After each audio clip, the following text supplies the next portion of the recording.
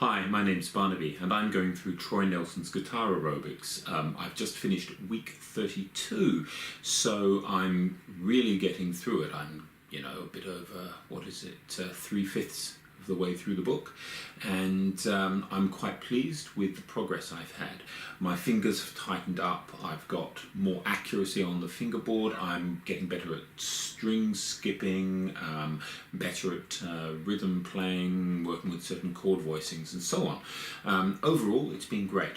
I'm not ever going to be Steve Vai. I'm never going to be Yngwie Malmsteen. I'm never going to have that absolute connection with the instrument that people like that have. I'm, never going to be a Guthrie Govan.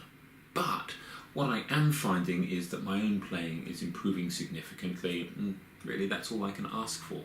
Part of the reason why I enjoy playing the guitar is that I'm not really very good at it.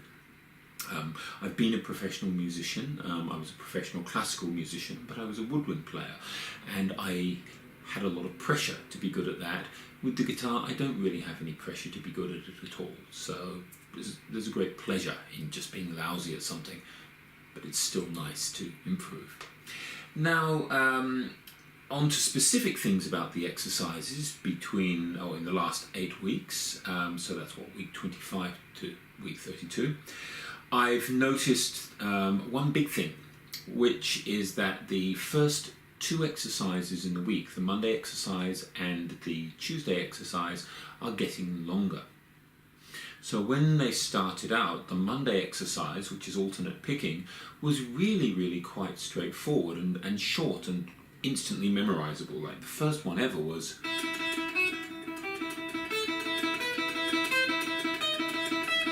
or something. And I mean, that's in my memory forever. It was so easy to remember.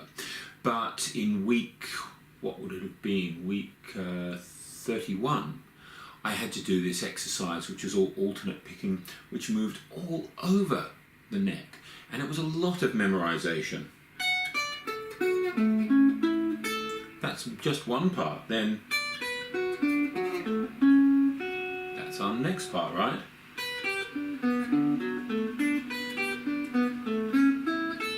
It's a lot to memorize, and then you're leaping around. You're all the way up here, right? Up on fret 14, and then all the way down to fret 3. And you're moving between those frets, and your hand is leaping up and down. You've got to go from here. If you want to keep it, nice major 6th, if you want to keep it moving in tempo. So those sorts of things are very difficult, remembering them. The playing itself isn't as hard as getting the damn thing in your head, because I'm playing every exercise twice at least when I record the videos. And what I'll find is I might get through it once, but then as I go back and I try and reset myself in time, everything else goes out of my head except getting my finger there, and I've forgotten the exercise, and because you're doing an exercise every day, there isn't that time for perfect muscle memory to kick in. So I'm having to work on these exercises a lot more than I was on others. But that's very good discipline. The string bending has been good discipline. I don't enjoy playing a lot of these. I don't like them. But it's been really good for my fingers to try bending to pitch, and then trying bending these kind of slightly out of tune notes and working on the differences between them. There was one exercise where I had to do, I think, a bend with only my little finger, and that was really good for me. The rhythm stuff has been fun. There's been lots of interesting chord voicings. I'm not a big fan of the country music stuff.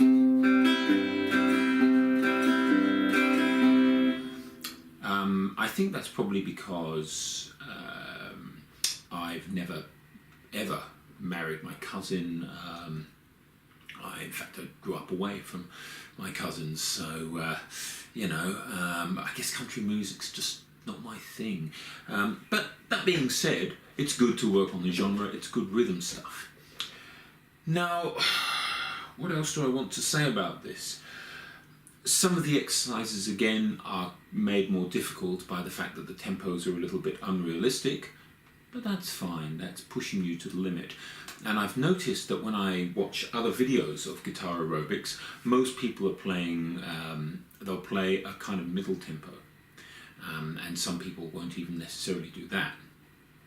And when I listen to the recordings of the exercises, the person who's playing the exercises themselves is playing in a middle tempo.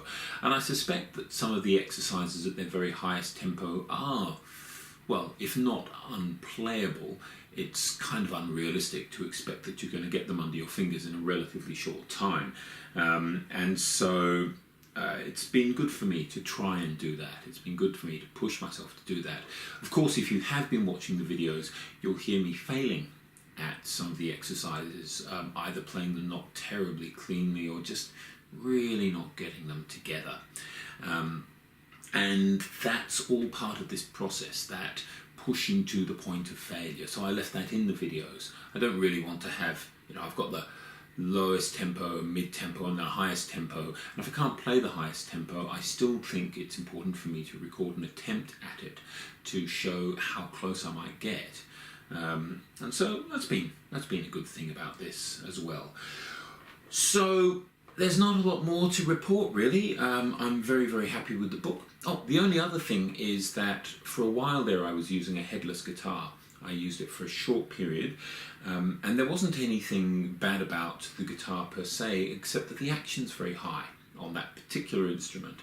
And so I got it in my workshop, and sometime over the next few weeks I'm going to get at it again. I'm going to lower the action, and I'll probably change the pickups because I hate the pickups that are in it. And I'll make it a more playable guitar, and that guitar may come back in weeks, week 40 or something, I don't know. So that guitar may make its way back into these videos. But for now, I'm back to the old reliable Strat, and everything is very, very comfortable on this instrument. The only reason why I went to that other guitar is that it forced me to get my thumb down. And so with a week of playing it, I really did notice a benefit, so I'd like to go back to it for a while. Okay, so Guitar Aerobics continues, the whole journey continues, and I would continue to recommend the book to any and all of you out there if you really want to work on your guitar playing. I'm sure even if you're a really good guitar player, unlike me, there will still be something in it which will challenge you. And so I think it's a really good little investment of both a few dollars and time.